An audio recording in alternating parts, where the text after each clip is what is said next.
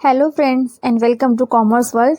आज हम fourth semester की अपनी फर्स्ट वीडियो को स्टार्ट कर रहे हैं। इसके बाद आपकी डेली बेसिस पे वीडियो आती रहेंगी और आपको इसके लिए करना क्या होगा, चैनल को सब्सक्राइब करके रखना होगा और बेल आइकन को हिट कर लीजिएगा ताकि जैसे ही मैं नई वीडियो अपलोड करूं आप तुरंत उसको देख पाएँ। तो चलिए टाइम को ख़राब नहीं करते हुए अपनी वीडियो को स्टार्ट करते हैं। आज की इस पर्टिकुलर वीडियो के अंदर हम पढ़ने वाले हैं सेल्स ऑफ गुड एक्ट। तो सबसे पहले हम इसके सिलेबस को समझ लेते हैं कि सिलेबस में आखिर है क्या क्या।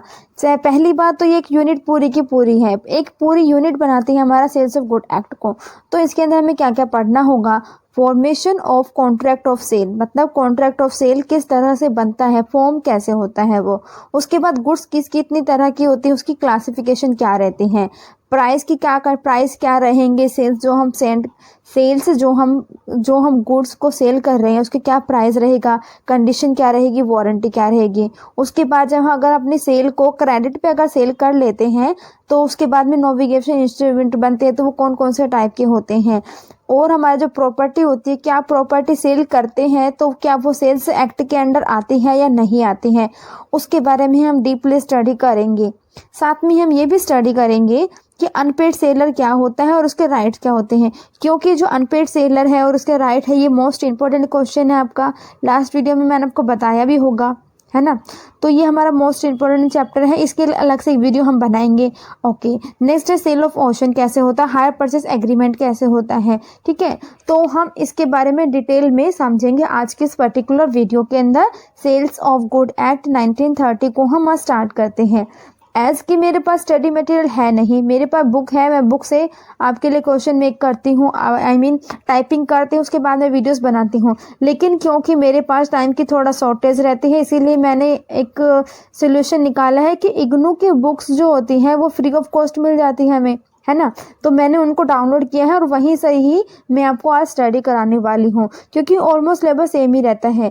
अगर आपके पास में जो भी आपका बोर्ड है जिसमें आप ये पढ़ रहे हो, लो पढ़ रहे हैं, अगर आपके पास में आपका स्टडी मटेरियल है पीडीएफ फॉर्म के अंदर तो आप मुझे सेंड कर सकते हैं। ओके, तो चलिए हम जो अवेलेबल है उसी में से अपना स्टार्ट करते हैं और अपनी स्टडी को अच्छे से प्रिपेयर करते हैं। जो इग्नू यूनिवर्सिटी है उसके अंदर भी एक सब्जेक्ट है आपका बिजनेस लॉ के नाम से वो सब्जेक्ट है और उसका कोड है BCOC 133। इट मीन्स आपके लिए, इग्नू वालों के लिए भी वीडियो उतनी ही हेल्पफुल रहेगी, है ना। इसमें हमारा जो ब्लॉक दे रखा है, ब्लॉक नंबर 5 दे रखा है और पूरा एक ब्लॉक बना रखा है इसने सेल्स ऑफ गुड एक्ट के लिए। इट मीन्स पूरी एक यूनिट ही ये पूरे यूनिट को कवर कर रहा है, ठीक है। तो यहाँ पे यूनिट वाइज इसने चैप्टर बना रखे हैं, यूनिट 16, 17, 18, 19। आप इसको चैप्टर भी बोल सकते हैं, चैप्टर नंबर 16, चैप्टर नंबर 17, ठीक है। ये चैप्टर वाइज आप इसको कंसिडर कर सकते हैं यहाँ पे। तो देखिए, nature of contract of sale, contract of sale का नेचर क्या रहता है, फर्स्ट में ये दे रखा, फिर कंडीशन वारंटी दे रखी है, ट्रांसफर ऑफ ऑनरशिप दे रखा, डिलीवरी दे रखी है, राइट ऑफ अनपेड सेलर दे रखा है जो कि मोस्ट इंपॉर्टेंट है आपका, ठीक है। तो आज की इस पर्टिकुलर वीडियो के अंदर हम सबसे पहले पढ़ने वाले हैं nature of contract of sale, ठीक है, ये किस तरह से वर्क करता है। तो चलिए अपना 16 यूनिट को हम स्टार्ट कर लेते हैं, मतलब कि पहला टॉपिक अपना हम आज स्टार्ट कर लेते हैं जिसके अंदर हमने देखना है कॉन्ट्रैक्ट ऑफ सेल का क्या मीनिंग है, इनिशियल एलिमेंट्स क्या है कॉन्ट्रैक्ट ऑफ सेल के। हम 1 बाय 1 इसको स्टार्ट कर लेते हैं, ठीक है। तो देखिए सबसे पहले इसके मीनिंग पर चलते हैं। Sale of goods act basically होता क्या है, एक कॉन्ट्रैक्ट ऑफ सेल, सेल का एक कॉन्ट्रैक्ट है गुड्स का, in a contract whereby the seller transfer और एग्री टू ट्रांसफ़र, मतलब ट्रांसफ़र करता है या फिर एग्री होता है ट्रांसफ़र करने के लिए अपनी property in goods to the buyer for a price, मतलब कि अपने गुड्स को सेल करने के लिए तैयार हो जाता है कि मैं अपने इस गुड्स को सेल करूँगा, बदले में तुम मुझे कंसिडरेशन देना, कंसिडरेशन मतलब मनी देना, alright. A contract of sale में भी एब्सोल्यूट और कंडीशनल, एब्सोल्यूट भी हो सकता है या फिर कंडीशनल भी हो सकता है, according to the desire of contracting party. जो पार्टीज कॉन्ट्रैक्ट कर रहे हैं उनकी डिज़ायर पर ये इफेक्ट, डिज़ायर पर ही ये डिसाइड होता है कि वो एब्सोल्यूट रहेगा या कंडीशन, कंडीशन मतलब कुछ कंडीशंस लगा दी जाए, और एब्सोल्यूट का मतलब कोई कंडीशन नहीं है, बिना कंडीशंस के ही वो कर रहा है। The term contract of sale is a generic term, ये जेनरिक टर्म है and therefore broader than sale, sale से बॉर्डर रहता है, ओके। ये दोनों अलग अलग रहते हैं। अलग अलग कौन कौन से, मतलब कॉन्ट्रैक्ट ऑफ सेल और सिंपल सेल अलग रहता है एग्रीमेंट टू सेल। तो सबसे पहले हमने जानना है कि कॉन्ट्रैक्ट ऑफ सेल की फॉर्मेलिटीज़ क्या रहती हैं, कि एलिमेंट्स क्या रहते हैं कॉन्ट्रैक्ट ऑफ सेल के। तो नंबर फर्स्ट पे है there must be two parties. जब भी आप कॉन्ट्रैक्ट करने जा रहे हैं, मतलब सेल करने जा रहे हैं, तो वहाँ पे आपकी दो पार्टीज होनी चाहिए, जिसके अंदर एक पार्टी क्या रहेगी, सेलर रहेगी, और दूसरी पार्टी बायर रहेगी। A person can not be a seller as well as buyer. कभी भी ऐसा नहीं होगा कि एक ही बंदा सेलर है और एक ही बंदा बायर है, ऐसा not possible. All right. Next है subject matter of sales must be goods. जब भी आप अपनी सेल्स ऑफ कॉन्ट्रैक्ट एक्ट के अंदर आना चाहते हैं, तो आपका सब्जेक्ट मैटर जो है वो गुड्स होना चाहिए। आपने हमेशा ही सेल्स का इधर हेर फेर क्या हो, मतलब सेल या परचेज क्या हो, अपने गुड्स का जरूर करा होना चाहिए। ओके। थर्ड पॉइंट कहता है हमारा transfer of property in the goods. Transfer of property का मतलब यहाँ पे ये नहीं कि जैसे लैंड या बिल्डिंग को आपने सेल कर दिया है, उसके लिए तो अलग एक्ट आपका रहता है, ट्रांसफ़र ऑफ प्रॉपर्टी एक्ट अलग आता है।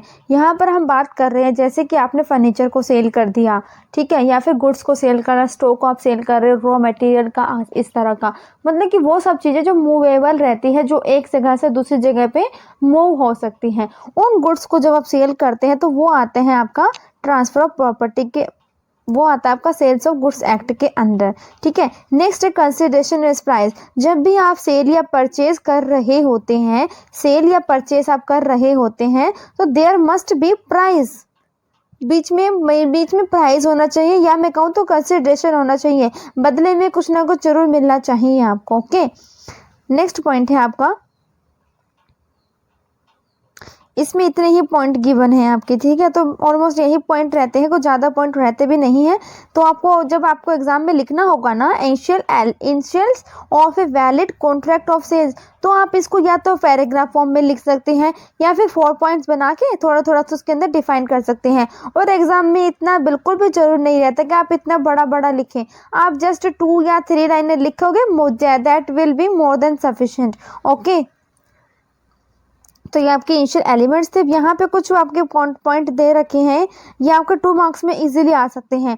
What is contract of sale, ठीक है। नेक्स्ट है what is the term property as used in sales of goods act. जब आपको स्टडी करेंगे तो आपको समझ में आ जाएगा। अब यहाँ पे आपको गिवन है क्वेश्चन, कुछ स्टेटमेंट गिवन है ट्रू और फॉल्स की, तो क्या इनको हम पढ़ें या फिर आप मुझे इनके आंसर बताइएगा। आप इसका स्क्रीनशॉट लेके रखिए और इसके ट्रू और फॉल्स मुझे कमेंट बॉक्स में बताइएगा, फिर आपको मैं करेक्ट बताऊंगी आंसर सही है या। अब हम नेक्स्ट टॉपिक पर चलते हैं, sales and agreement to sales. इसका मतलब क्या होता है, इसमें क्या आता है। तो जब भी आप बात करते हैं सेल का मतलब क्या होता है, सेल इज एग्जीक्यूटेड कॉन्ट्रैक्ट, कि जो आपने कॉन्ट्रैक्ट किया था उसको आपने क्या कर दिया, एग्जीक्यूट कर दिया है। वेयर एज एन एग्रीमेंट और to sell is an always executory contract, जिसको एग्जीक्यूट करना बाकी है। एग्जीक्यूटेड का क्या मतलब होता है, मतलब होता है ownership of goods has been transfer to the buyer, buyer को उसकी ऑनरशिप ट्रांसफर कर दी गई है। जबकि एग्जीक्यूटरी का मीनिंग होता है something remains to be done, मतलब कुछ करना बाकी रह गया है और ऑनरशिप को ट्रांसफर करना भी रह गया है। ओके। नेक्स्ट पॉइंट है agreement to sell is a contract. Agreement to sell is a contract है, ठीक है, pure and simple and create merely just in possession, मतलब ये एक सिंपल सा होता है और क्या कहता है, give right to either buy और sell against the other default. यहाँ पे मतलब अपने लैंग्वेज में इसको कहूँ तो एग्रीमेंट टू सेल क्या कहता है, ये कहता है कि जो हमने एग्रीमेंट बनाया है वो फ्यूचर में कंडक्ट करना जरूरी है। अगर नहीं कंडक्ट करता है तो उसके जो डैमेज वगैरह होते हैं, किसको डैमेज होंगे, सेलर को हो सकते हैं या फिर बायर को भी हो सकते हैं, तो वो आपस में समझौता उसके। थर्ड पॉइंट की बात हम करें तो थर्ड पॉइंट में क्या होता है, मैं अपने लैंग्वेज में आपको बताती हूँ। अगर सेल हो चुका है, ठीक है, सेल हो गई, बायर ने चीज़ें परचेज कर ली अपनी और सेलर उसको भेजने वाला है गुड्स को, और उसने अपना प्राइस अभी तक पेमेंट नहीं करा है, वो गुड्स को भेज रहा है, लेकिन वो बोल रहा है, सामने से बोल रहा है परचेजर जिसने बाय किया है चीज़, वो बोल रहा है कि मैं पैसे नहीं दूंगा, तुमने सामान भेजना है तो भेजो, नहीं भेजना तो मत भेजो, तुम्हारी मर्जी। तो इस केस में क्या हो सकता है, जो हमारा सेलर होता है उसके पास में राइट रहता है कि पोसेशन गुड्स अपने पास ही रखे या फिर रास्ते में रखे, मतलब रास्ते में अगर भेज रहा था, रास्ते में पहुंचा है तो वहीं पे उसको स्टॉप कर दें या फिर उसी सेम गुड्स को रीसेल कर दें। ऐसा वो कर सकता है। कौन कर सकता है? सेलर कर सकता है। इन केस अगर बायर प्राइस देने से मना कर रहा है तो उसके पास भी 2-3 राइट होते हैं। इसको आप आगे आगे आने वाली वीडियोस में अच्छे से पढ़ेंगे कि आपका बहुत ज़्यादा इंपॉर्टेंट टॉपिक भी है, ठीक है। लेकिन एग्रीमेंट टू सेल के अंदर क्या होता है, ये तो बात की कि सेल के टाइम पर क्या होता है। एग्रीमेंट टू सेल के अंदर क्या होता है, एक ही रेमेडी अवेलेबल रहती है कि मत दो भाई, मतलब मत तो सेल भेजो मेरे पास में, तो उसके बदले में कुछ उसको डैमेज होगा। मतलब कि एग्रीमेंट कर लिया उसने, उस एग्रीमेंट की वजह से वो किसी सेकंड पर्सन को भी नहीं बोल पाए कि मैंने ये गुड्स बनाई है, मैंने ये क्रिएटिविटी करी है, तुम इसको परचेज करना चाहोगे, ठीक है। तो अगर उसकी वजह से कोई डैमेज होता है तो वो उसको ले सकता है, पर्सन से मांग सकता है, बायर से, ठीक है। नेक्स्ट बात करते हैं in agreement to sell the seller being still the owner. Agreement to cell के अंदर सेलर जब तक उसका ओनर रहता है, जब तक कि वो गुड्स बायर के पास ना पहुंच जाए, ये इसका मेन डिफरेंस रहता है। रिस्क की बात करें, रिस्क के अंदर भी यही सेम रहता है कि जब तक ओनर के पास में गुड्स है तब तक रिस्क उसी का, जैसे उसने ट्रांसफ़र करी वो रिस्क उसके पास में पहुंच जाएगा। अंडरस्टैंड। अब बात करते हैं इंसॉल्वेंसी ऑफ सेलर। सेलर बेचने वाला अगर वो इंसॉल्वेंट हो जाए, इफ़ इन अ सेल, अगर सेल की बात करें तो sale become insolvent while the goods are in still his possession. मतलब उन लोगों ने सेल कर दिया, सेल लाइक आप ऐसा कह सकते हैं जैसे अमेज़ोन वगैरह पे आप जब सेल करते हैं, मतलब परचेज करते, तो एक तरह से वो भी तो सेल ही होता है ना, कि आपने ऑर्डर कर दिया, लेकिन ऑर्डर को रिसीव होने में टाइम भी लग सकता है, लाइक 1 घंटा लग सकता है। 1 घंटा तो बहुत कम मैंने बोल दिया है, हो सकता है 1 घंटा भी लग, कुछ आइटम्स के अंदर 1 घंटा भी रहता है। जैसे सब्जी वगैरह, जब आजकल सब्जी भी ऑनलाइन आती है ना, तो सब्जी ऑर्डर करते तो वो 1 घंटे में आ जाती हैं, ठीक है। तो यहाँ पे ये कह रहे हैं सेल आपने कर दी और उसी दौरान जब तक उसके पास में वो गुड्स है, अगर वो इंसॉल्वेंट हो जाए तो उस केस में क्या करें। तो यहाँ पे एक जो ऑफिशियल रहेगा, रिसीवर रहेगा, वो उसकी गुड्स को ट्रांसफ़र अपने पास में करवा सकता है। ऐसा कब होता है? ऐसा तब होता है बायर ने ऑनलाइन पेमेंट कर दी हो, तो बायर के पास में ये राइट रहता है कि मेरी गुड्स मेरे पास भिजवाओ, नहीं तो हम तुम्हारे पर केस कर देंगे। लेकिन एग्रीमेंट टू सेल के अंदर क्या रहता है, buyer can not claim the goods even when he has paid the price. तब तक वो अभी क्लेम नहीं कर सकता गुड्स का, अगर उसने प्राइस पे कर दे तब भी नहीं कर सकता। किस में नहीं कर सकता? एग्रीमेंट टू सेल के अंदर। Buyer has only remedy in this case to claim rateable dividend of the money paid from the seller instead of insolvent seller. मतलब कि अगर उसने पेमेंट कर दिया, बायर ने पेमेंट कर दिया सेलर को कि मैं तुम्हें ये प्राइस दे रहा हूँ, उसके बदले तुम मुझे गुड्स भिजवाना। एग्रीमेंट टू सेल की मैं बात कर रही हूँ यहाँ पे। अगर वो इंसॉल्वेंट हो गया, नहीं भेज पा रहा है, तो क्या होगा, जितना उसने प्राइस भरा था उसके बदले वो उसके ऊपर डिविडेंड पा सकता है, जस्ट इतना ही हो सकता है, ठीक है। नेक्स्ट है इंसॉल्वेंसी ऑफ बायर। अगर बायर इंसॉल्वेंट हो जाए तो क्या होगा, देखिए। तो यहाँ पे एक ऑफिशियल असाइन कर दिया जाएगा जो उसको रिसीव करेगा, और जो बंदा उसको रिसीव करेगा वही उसका हकदार रहेगा उसकी पेमेंट करने के लिए, ओके। तो यहाँ पे इसको हम एंड करते हैं।